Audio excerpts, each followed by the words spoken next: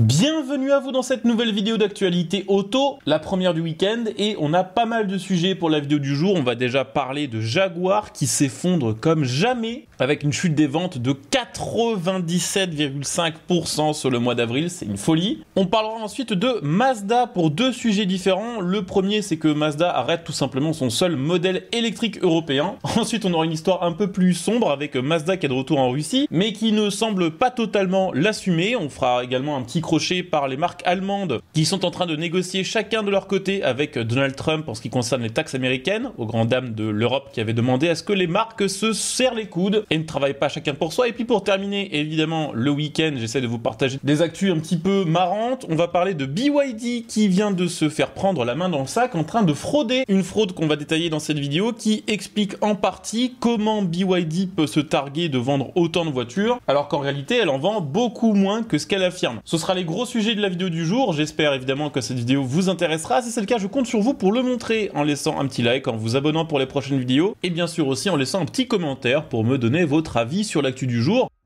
On va commencer avec Jaguar pour la vidéo du jour qui est en train de vivre une réelle descente aux enfers. Alors on sait bien, Jaguar est en train de vivre une profonde transformation vers une gamme 100% électrique et surtout une image de marque totalement différente qui s'éloigne du luxe sobre à l'anglaise vers quelque chose de moins subtil, plus coloré et plus clinquant. Et la marque est en train de vivre tout simplement un moment extrêmement difficile en Europe, marqué notamment par une chute vertigineuse de ses ventes. Selon les dernières données de l'Association des constructeurs automobiles européens, l'ACEA, en avril 2025, en Europe, seuls 49 Jaguar ont été immatriculés. Seuls 49 Jaguar neuves contre 1961, un an plus tôt. C'est une baisse de 97,5% des ventes. Là, je crois qu'on n'a jamais eu des chiffres comme ça sur ma chaîne. Les chiffres cumulés depuis le début de l'année ne sont pas plus rassurants, avec 2660 immatriculations sur les 4 premiers mois de l'année, soit une baisse de 75% par rapport à la même période en 2024. Alors évidemment, il y a quand même une explication tout à fait logique à ça, et si vous avez suivi mes dernières vidéos sur Jaguar,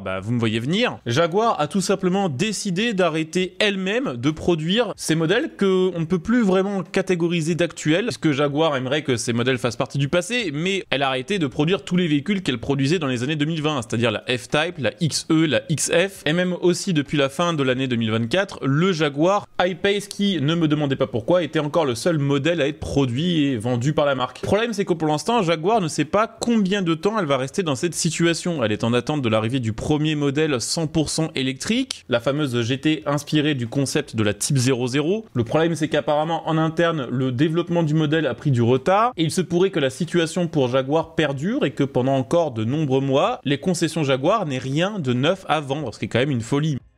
On rappelle que Jaguar vise un positionnement destiné à concurrencer Bentley et Porsche, mais en 100% électrique. Et on rappelle également qu'en 2018, Jaguar vendait encore 180 000 véhicules dans le monde, chiffre qui était déjà tombé à 66 000 seulement en 2024. Vous vous demandez peut-être ce que font donc les concessionnaires dans leurs concessions vides de Jaguar. Eh bien, ils vendent des Range Rover et des Land Rover. Et paradoxalement, même si la situation est dramatique du côté de Jaguar, JLR, qui regroupe Jaguar et Land Rover, progresse et JLR a annoncé un bénéfice de 3,33 milliards d'euros pour l'exercice fiscal 2024-2025, un record sur 10 ans. Succès explicable par les très bonnes ventes du Land Rover Defender, mais également du Range Rover Sport, avec au total 272 000 véhicules vendus sur cette période. Les ventes globales de JLR ont progressé de 1% depuis le début de l'année, avec une hausse de 14% en Amérique du Nord. La situation est quand même assez paradoxale chez Jaguar Land Rover. On a Jaguar qui essaye de se renouveler et qui ne vend absolument plus rien, et on a Land Rover qui continue de faire ce qu'elle sait faire et ce qu'elle sait bien faire, et les ventes augmentent. Autant vous dire que si demain il y a des difficultés financières chez Tata Motors, qui est le gros groupe qui détient JLR, et qu'elle doit tailler dans le gras, la première marque qui va sauter, c'est Jaguar.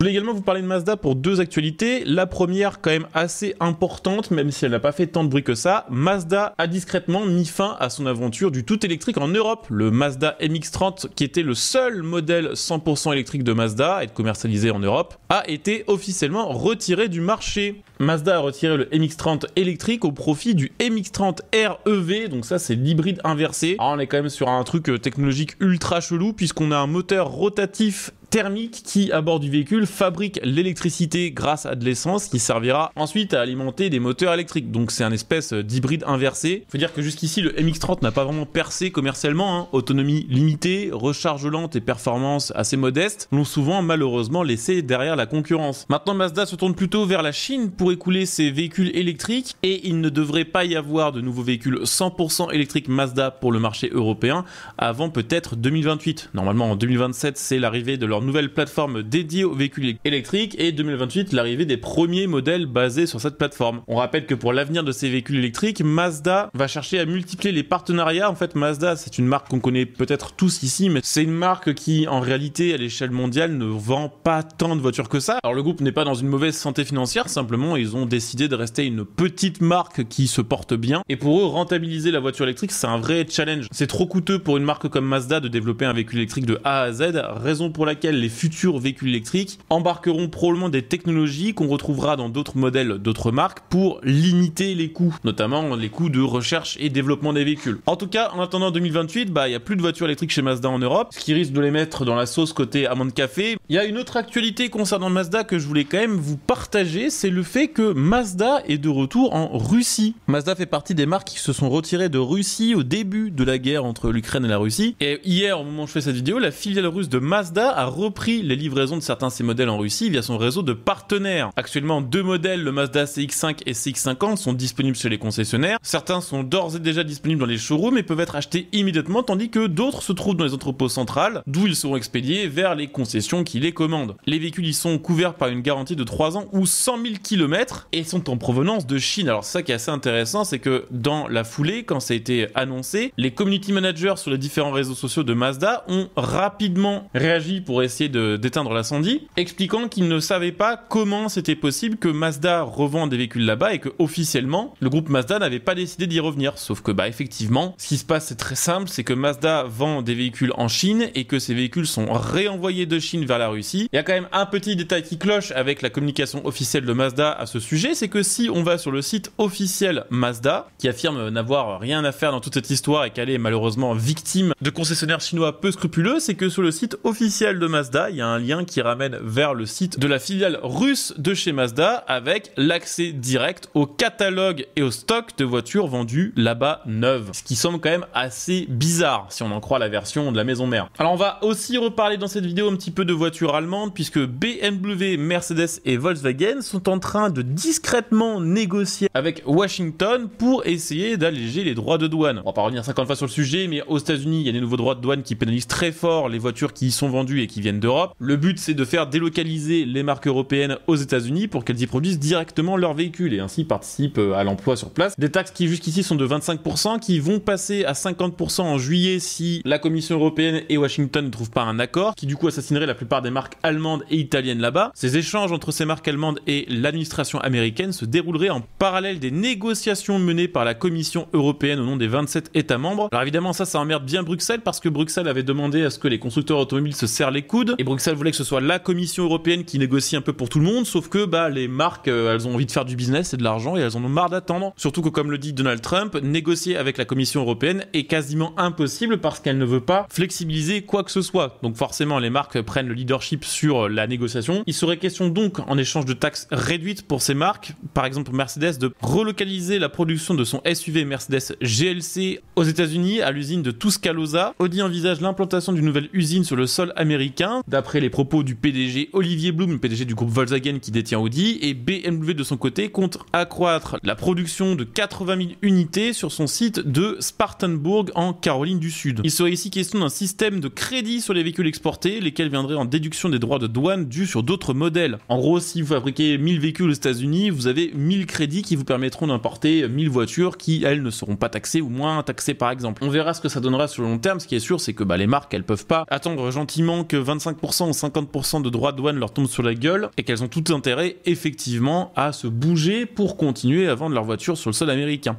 Et puis pour terminer, je voulais vous partager une histoire quand même un petit peu marrante. BYD et Dongfeng, deux grandes marques d'automobiles chinoises, de voitures électriques, viennent de se faire gauler en train de frauder sur leurs chiffres de vente réels. Alors c'est en Chine que ça se passe, des milliers de voitures électriques neuves sans aucun kilomètre au compteur sont revendues comme étant des véhicules d'occasion, alors qu'elles sont neuves, elles ont 0 km. Ce système permettra à BYD et à Dongfeng de gonfler artificiellement leurs chiffres de vente tout en profitant bien sûr des subventions du gouvernement chinois. Le procédé est assez simple, une voiture est enregistrée comme vendue, souvent à un concessionnaire partenaire, ce qui lui permet de toucher les subventions gouvernementales, puis elle est rapidement remise sur le marché en tant que voiture d'occasion, bien qu'en réalité elle soit neuve. Le gouvernement chinois soupçonne donc une fraude aux aides publiques, une fraude massive puisque 4000 concessionnaires seraient impliqués dans cette pratique. Ce stratagème reflète un marché sous tension, nourri par des années de subventions massives et une concurrence féroce, résultat des voitures neuves bradées comme voitures d'occasion, qui posent de sérieuses questions sur la fiabilité du secteur des voitures électriques. C'était les news du jour, j'espère évidemment que cette vidéo vous aura intéressé, si c'est le cas,